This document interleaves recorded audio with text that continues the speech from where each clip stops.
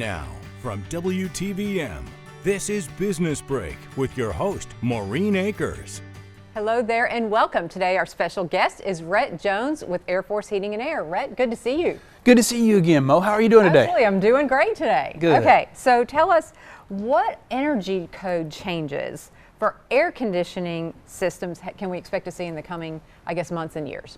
So start off, it'll be at the beginning of next year. Okay. So air conditioner is one of the largest power consumers in any home, consuming roughly 50+% of any power bill. Before, we have a rating called SEER rating. So it's essentially the miles per gallon for a car. So currently we've been rating on what we call SEER, traditional, and what it is basically we install an air conditioning system and we just let it blow freely, and whatever it achieves, that's the rating that it gets. However, now they're putting it on real world applications, putting on leaky duct, too small duct in order to get those efficiency.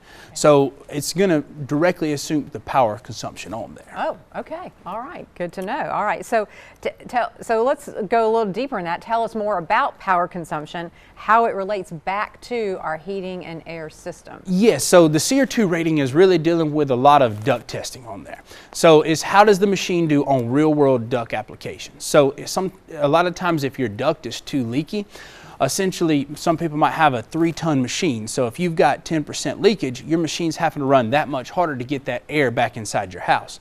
Conversely, if you're looking at too small of a duct system, you're pushing all that pressure into there and it can't get out. And also too, highly pressurized duct is also going to increase your leakage rate on there. So the duct work is been a big industry factor of us for years, and now finally it's come into play in the proper rating of the SEER system that we're having. That makes even more sense. Okay. Yes, ma'am. So are there any current or future rebates with regards to Energy Act and such as that? Yes, there's going to be several rebates coming up. I'm going to come on here a little bit later and discuss those. I still want to make sure that I fully understand them before telling other people about them. But they're coming in the future. Yes, ma'am. And we talked before we went on camera. You wanted to offer our viewers a little bit of a business break special, right? Yes, ma'am.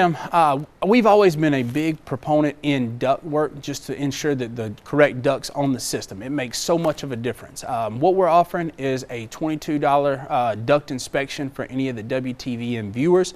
Just mention that you saw us on Business Break. It is through the month of October, but it'll give you $22 and it'll give you an assessment of your duct work. And then you can figure out if you have leaky ducts or not, right? Yes, ma'am. Get everything squared away.